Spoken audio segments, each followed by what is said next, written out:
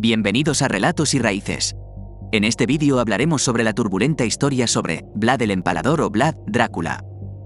La figura de Vlad el Empalador ha inspirado numerosas leyendas y mitos, siendo más notablemente la inspiración para el personaje ficticio del conde Drácula, creado por el autor irlandés Bram Stoker en su famosa novela de 1897. La conexión entre Vlad y Drácula ha perdurado en la cultura popular, convirtiéndolo en un icono del horror y la literatura gótica. Pero antes de que sigamos con esta fabulosa historia, no olvidéis darle a like, suscribiros y darle a la campanita para no perderos ninguna historia como la que acontece en este vídeo. Vlad nació alrededor de 1431 en Sighisoara, una ciudad en Transilvania, que en ese momento era parte del reino de Hungría y ahora es parte de Rumanía. Era hijo de Vlad II o Vlad Dracul, un noble y miembro de la Orden del Dragón, una sociedad secreta cristiana que tenía como objetivo proteger a Europa contra el Imperio Otomano y otras amenazas. La infancia de Vlad fue turbulenta y fue marcada por la política y la intriga. En 1436, cuando Vlad tenía alrededor de 5 años, su padre Vlad II fue nombrado voivoda o príncipe de Valaquia, un principado en lo que hoy es Rumanía. En 1442, Vlad II fue traicionado y asesinado por conspiradores políticos. Después de la muerte de su padre, Vlad y su hermano menor Radu fueron llevados como rehenes por los turcos otomanos. Durante su tiempo como prisionero en el Imperio Otomano, Vlad fue sometido a una educación y entrenamiento militar. Si bien los detalles precisos de su vida como prisionero son escasos, se cree que fue influenciado por las costumbres y la política otomanas durante su cautiverio. Esta experiencia habría contribuido a su profundo resentimiento hacia los otomanos, que más tarde se manifestaría en su reinado como príncipe de Valaquia. En 1448, después de la muerte de Vlad II, Vlad regresó a Valaquia y se convirtió en príncipe por primera vez. Su reinado estuvo marcado por su lucha contra los enemigos internos y externos, incluidos los nobles traidores y los invasores otomanos. Adoptó tácticas brutales y crueles, como empalar a sus enemigos vivos, para infundir miedo en aquellos que se oponían a él. Tuvo 3 reinados no consecutivos como príncipe de Valaquia. Se cree que Vlad III gobernó Valaquia durante parte del siglo XV. El primer reinado de Vlad comenzó en 1448 cuando ascendió al trono de Valaquia. Su ascenso al poder fue una respuesta a la muerte de su padre, Vlad II, y fue apoyado por la nobleza local y el rey de Hungría.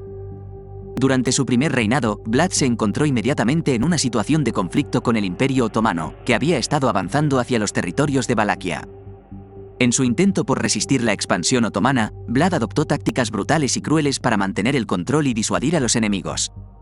Una de las acciones más notorias de Vlad durante este periodo fue la ejecución de numerosos boyardos, la nobleza local, que él sospechaba que eran traidores o conspiradores. Utilizó la empalación como método de ejecución, un método particularmente cruel donde las víctimas eran empaladas vivas en estacas de madera.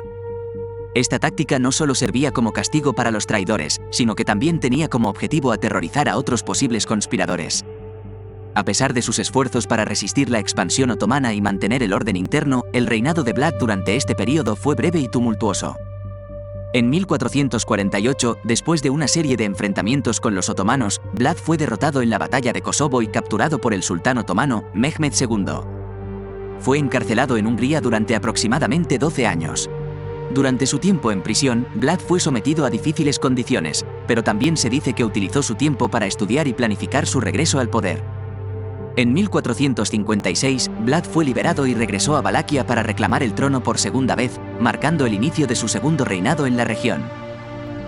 Después de su liberación de la prisión en Hungría, Vlad se esforzó por consolidar su poder y defender su principado contra las amenazas internas y externas.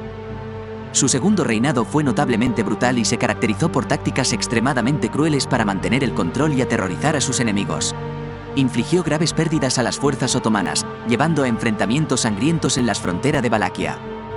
Para resistir la presión otomana, buscó la ayuda del reino de Hungría y llegó a un acuerdo político con el rey Matías Corvino. Sin embargo, esta alianza fue complicada y no siempre efectiva. A pesar de sus esfuerzos para resistir a los otomanos y mantener el orden interno, el segundo reinado de Vlad fue breve y estuvo lleno de conflictos. En 1462, después de una serie de enfrentamientos con las fuerzas otomanas, Vlad fue derrocado y obligado a huir. Su reinado llegó a su fin cuando los otomanos instalaron un príncipe títere más favorable a sus intereses en el trono de Valaquia. Después de su caída, Vlad huyó a Hungría, donde fue arrestado y pasó varios años en prisión. Su tiempo en prisión fue complicado, y aunque se liberó posteriormente, nunca pudo recuperar el trono de Valaquia. En 1476, Vlad el Empalador fue liberado de su prisión en Hungría con el apoyo del rey Matías Corvino.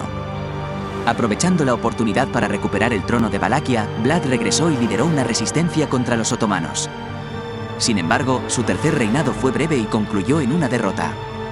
En la batalla que siguió, Vlad y sus tropas enfrentaron a las fuerzas otomanas en la región de Bucarest. Durante la batalla, Vlad fue asesinado, aunque las circunstancias exactas de su muerte son objeto de debate y especulación. Se cree que fue asesinado en combate, pero la versión exacta de su muerte varía según las fuentes históricas. Tras su muerte, Valaquia continuó siendo objeto de luchas territoriales entre los otomanos y otros poderes regionales. Aunque Vlad fue derrotado en su tercer reinado, su legado perduró y se convirtió en una figura legendaria tanto en la historia europea como en la literatura popular. A lo largo de los siglos, la figura de Vlad el Empalador ha dado lugar a numerosas leyendas y mitos. Aunque muchas de estas historias están basadas en hechos reales, han sido ampliamente exageradas y distorsionadas a lo largo del tiempo. Es importante tener en cuenta que estas historias son leyendas y mitos que han crecido alrededor de la figura histórica de Vlad el Empalador. Aunque algunos de estos eventos pueden haber ocurrido en alguna forma, han sido dramatizados y exagerados en gran medida a lo largo del tiempo. La realidad detrás de estas leyendas está envuelta en el misterio y la interpretación histórica. La conexión entre Vlad y el personaje de Drácula se basa en el apodo de Vlad, Drácula, que significa hijo del dragón. Vlad recibió este apodo debido a que su padre, Vlad II, era miembro de la Orden del Dragón. La palabra Dracul en rumano significa dragón. Además, Vlad el Empalador también se autodenominaba Drácula en correspondencia oficial. La novela de Stoker, Drácula, presenta un vampiro aristocrático de Transilvania llamado Conde Drácula, quien bebe sangre humana para mantenerse vivo. Aunque el personaje de Drácula de Stoker es una creación completamente ficticia, algunos elementos de su descripción se inspiraron en las leyendas y mitos sobre Vlad. Stoker no solo tomó prestado el apodo Drácula, sino que también incorporó ciertos rasgos de la crueldad y la sed de sangre asociados con Vlad en la caracterización de su vampiro. Aunque Vlad el Empalador es ampliamente conocido por sus tácticas crueles y sus leyendas, también se le atribuye la unificación de Valaquia y su resistencia contra el Imperio Otomano.